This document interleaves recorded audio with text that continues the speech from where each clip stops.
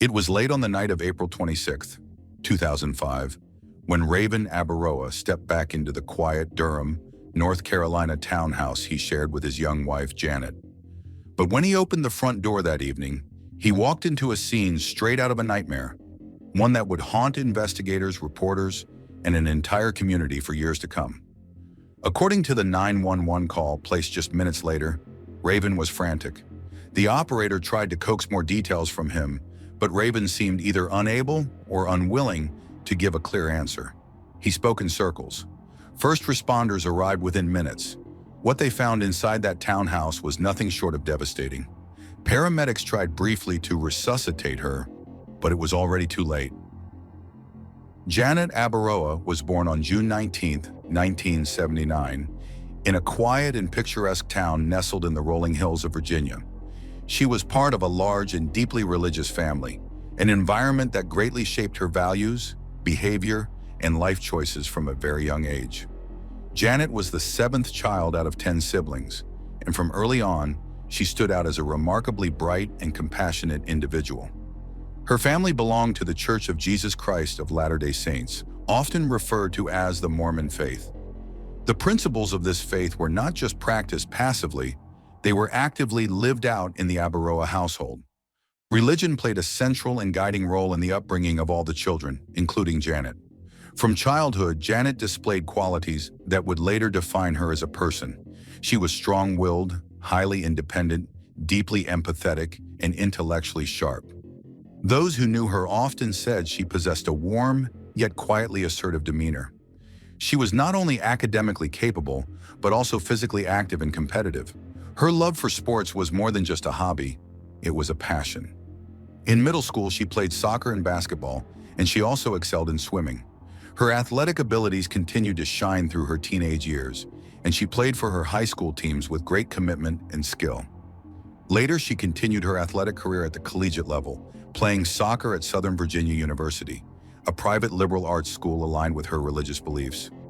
It was during one of these college soccer matches in 1998 that Janet first met Raven Abaroa, a fellow student athlete. Raven was a talented soccer player, charming and confident, and their paths crossed both on and off the field. What began as a shared interest in sports soon blossomed into a deeper romantic connection. They started dating, and over time their bond grew stronger. After several years of courtship, the two decided to marry. In August of 2000, Janet and Raven were wed in a sacred ceremony held at the Mormon Temple in Washington, D.C., a meaningful location for them as devoted members of their faith. In the beginning, the newlyweds seemed to be a promising and happy couple. They were young, energetic, and full of hope for their future together. They shared similar religious values and both wanted to build a large, loving family. However, the challenges of marriage soon began to test their relationship. Within the first year, Janet began to experience difficulties that weighed heavily on her emotionally. She confided in her close friends and family members about the turbulence in her home life. According to those closest to her, Janet had discovered that Raven was not being faithful. She suspected, and later learned, that he had been seeing other women behind her back. There were instances when Raven left their home for days without providing any clear explanation, only to return as if nothing had happened. These events left Janet heartbroken and confused. She was a woman who dreamed of a stable family life, one filled with trust, loyalty, and children. She had always imagined herself as a nurturing mother within a supportive and honest partnership. The reality she was living, however, was far from what she had envisioned. Despite all of this, Janet found herself in a deeply conflicted emotional space. She still loved her husband, and her faith emphasized the importance of family unity and forgiveness. To make matters more complex, it was during this stormy period in their marriage that Janet discovered she was pregnant. The news, which should have brought pure joy, instead became a source of anxiety and sadness. She longed to be a mother. There was no question about that, but she feared doing it alone. The thought of raising a child while facing betrayal and instability in her marriage filled her with dread. She was torn between her love for Raven and the hard truths she could no longer ignore. Nevertheless, she made the decision to move forward, hoping that motherhood would bring clarity and perhaps even strengthen their fractured relationship. On October 17, 2004, Janet gave birth to a beautiful baby boy, whom she named Caden. From the moment he entered the world, her entire focus shifted. Janet poured every ounce of her energy, love, and attention into her son. She strived to be the best mother she could possibly be, even as her household struggled to stay financially and emotionally afloat. The family was living on a single income, Raven's. He worked as a salesman, but his earnings were far from sufficient to support a growing family. With Janet now a full-time mother, the loss of her income created a significant strain on their household budget. Fortunately, their landlord was understanding and offered them a 3-month grace period on their rent, showing compassion for their situation. The couple also turned to their local Mormon congregation for help. The church community provided them with some financial relief, ensuring they could afford basic needs for themselves and their infant son. Despite this support, the family's financial instability persisted. Then, in December 2004, a new and serious problem arose that added to their already heavy burdens. Raven was arrested on charges related to theft.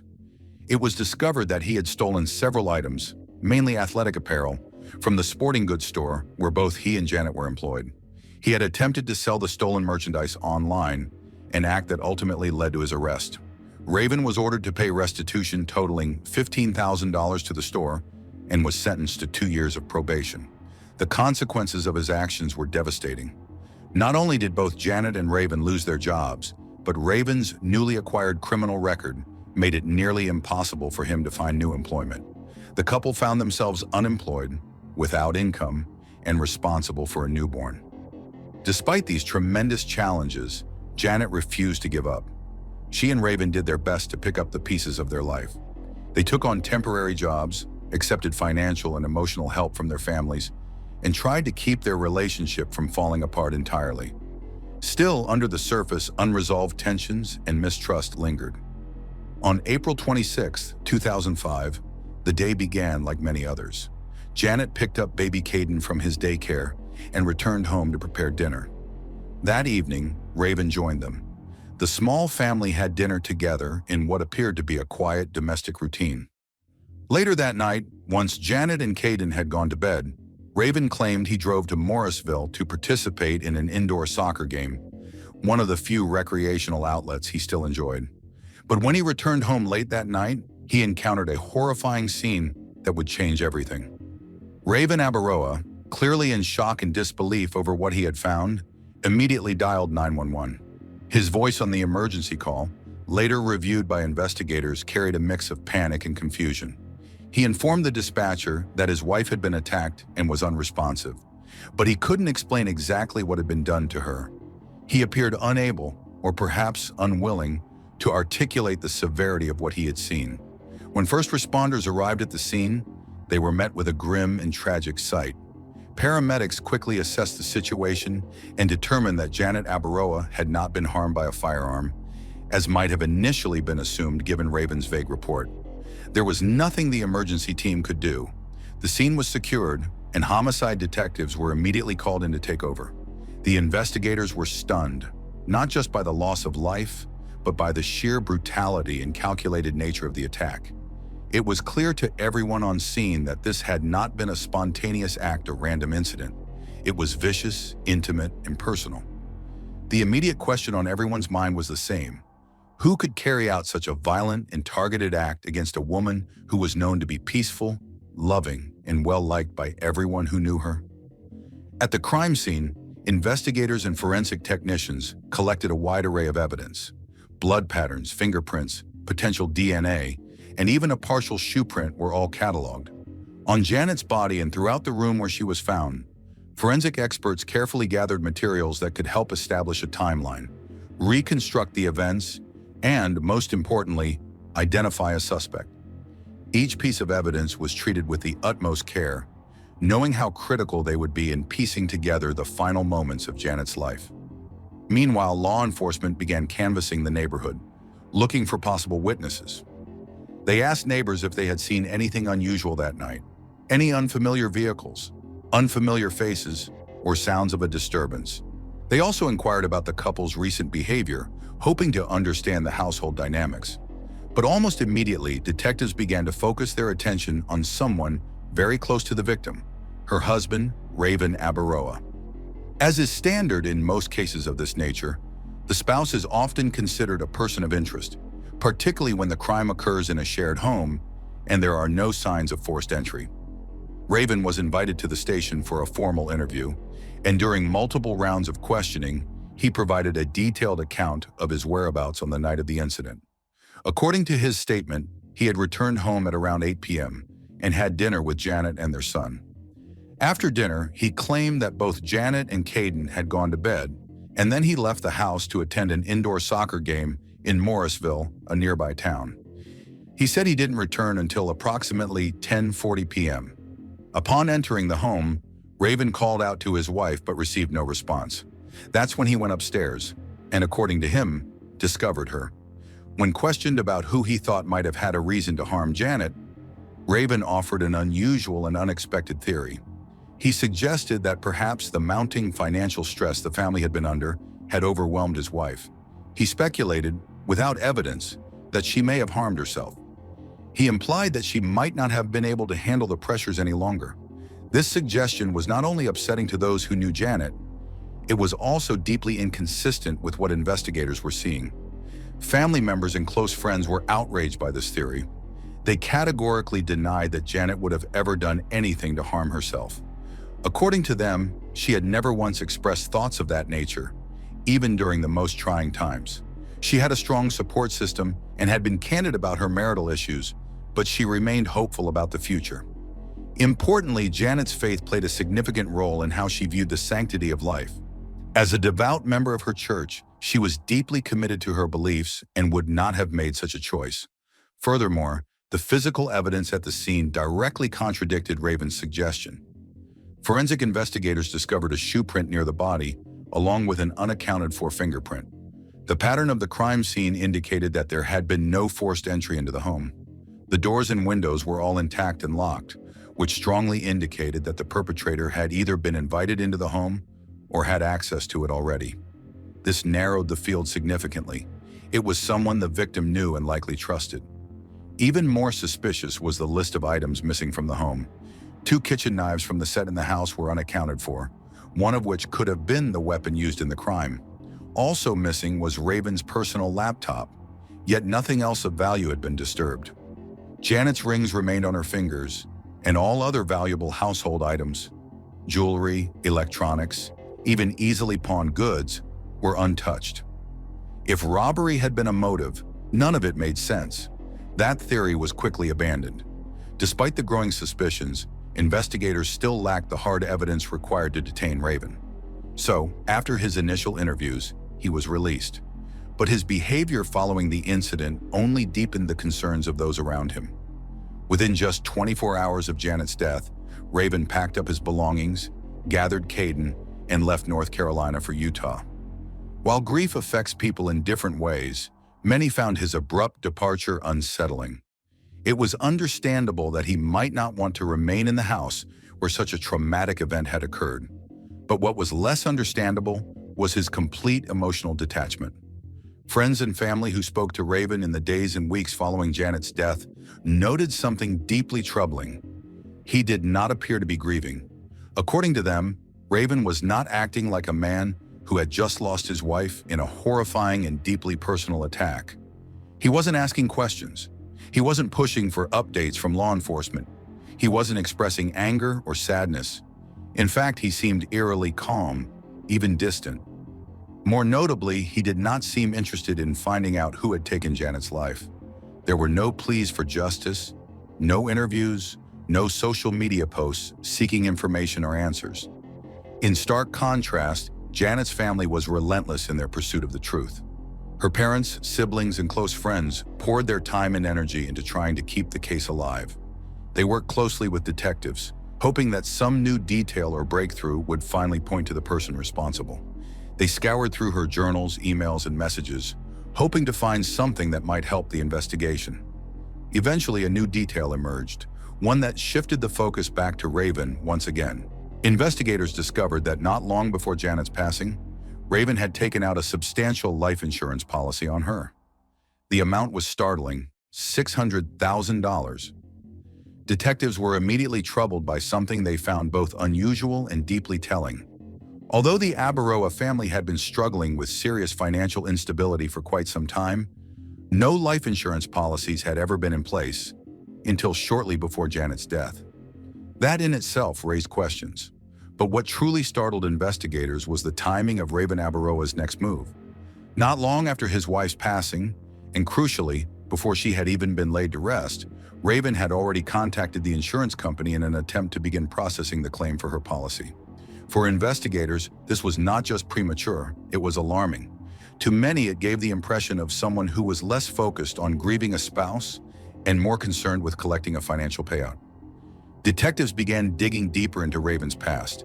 They quickly uncovered troubling inconsistencies in the stories he had told not only to law enforcement, but also to Janet herself. During their courtship, Raven had portrayed himself as a devout member of their shared faith, saying he had once traveled to Peru as a missionary for the church. This detail was completely fabricated. In fact, Raven had never served a mission abroad, something that is typically a significant milestone in the life of a faithful Mormon man.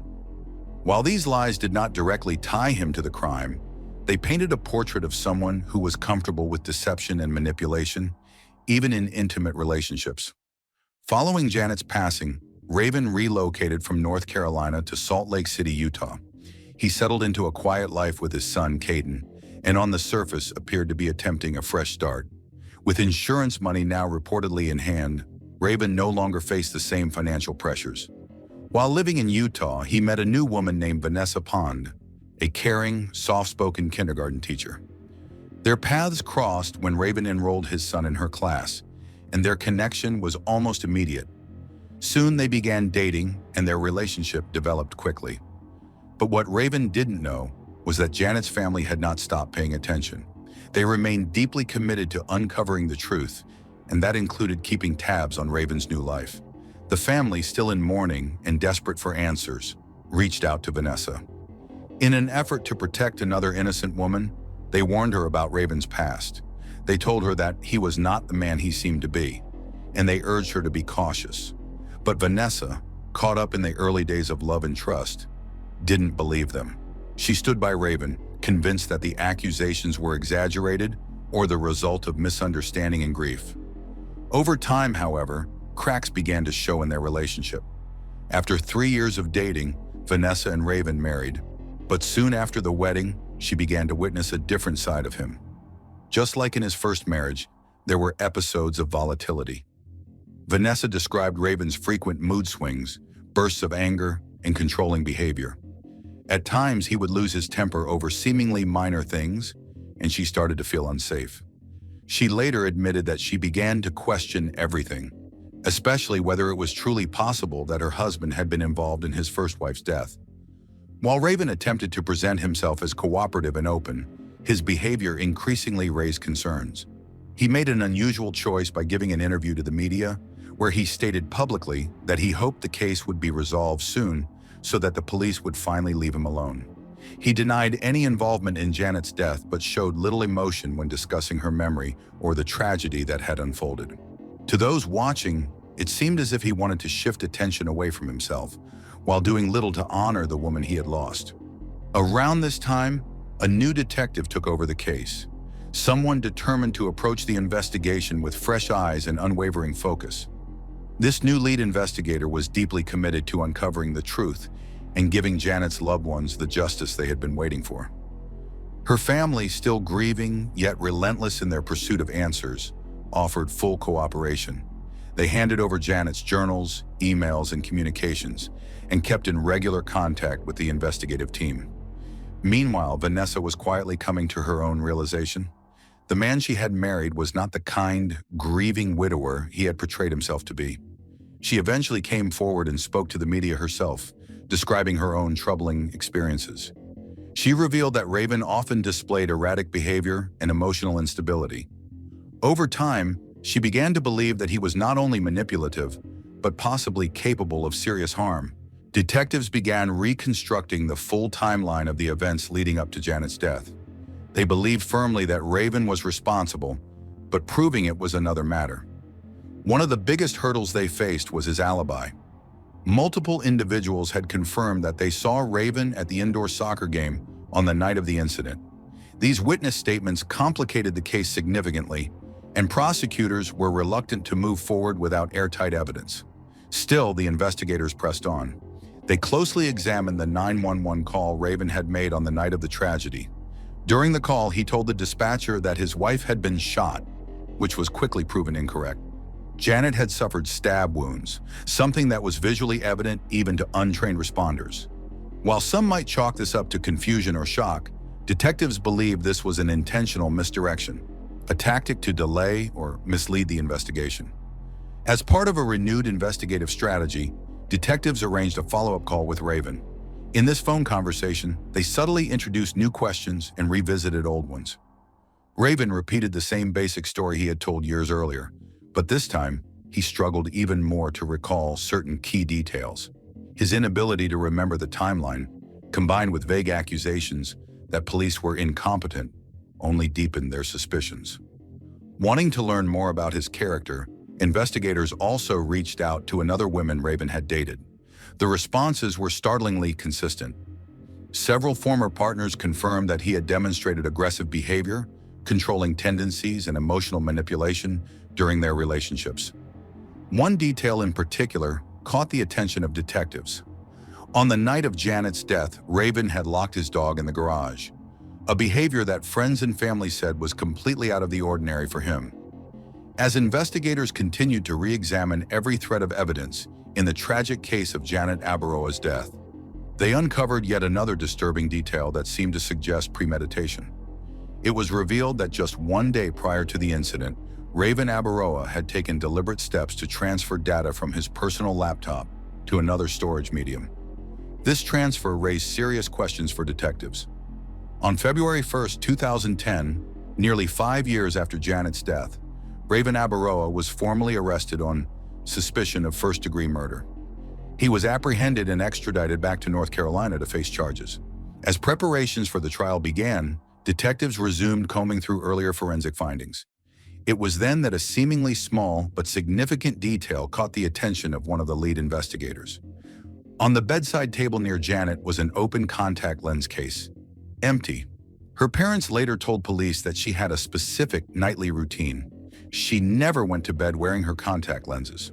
To explore this question further, forensic analysts revisited Janet, and in July 2010, 5 years after her death, they discovered what appeared to be the dried, deteriorated remnants of contact lenses still on her eyes. The experts confirmed that Janet had indeed been wearing contact lenses at the time of her death. By 2013, the case was ready to go to trial. Raven Abaroa would finally stand before a judge and jury in a courtroom that was packed with media. The prosecution, understanding the limits of their physical evidence, leaned heavily on the volume and consistency of circumstantial facts. But the defense fought back. In their opening arguments, they sought to redirect attention by pointing to alleged flaws in the initial police investigation. They argued that from the very beginning, law enforcement had narrowed its focus on Raven and had failed to thoroughly explore alternative suspects. They pointed to evidence such as a mysterious fingerprint found on a closet door that did not match either Janet or Raven. These items, the defense claimed, had been neglected or dismissed too quickly. They argued that the prosecution had rushed to fit a theory around Raven without exhaustively pursuing other possibilities. Furthermore, they filed a motion to delay or dismiss the trial, arguing that the character portrayals of both the victim and the accused had been incomplete. That motion was surprisingly granted, and the trial was temporarily halted and rescheduled for March 2014. By the time the next phase of the trial arrived, a major shift had taken place. After nearly a decade of denying any involvement and maintaining his innocence, Raven made a strategic legal decision. He entered into a plea agreement with the prosecution. As part of the deal, Raven Abaroa pleaded guilty, not to first-degree murder, but to the lesser charge of voluntary manslaughter. This marked a significant turn in the case. Under the terms of the plea, Raven was sentenced to 10 years in prison with eligibility for parole after serving 8 years.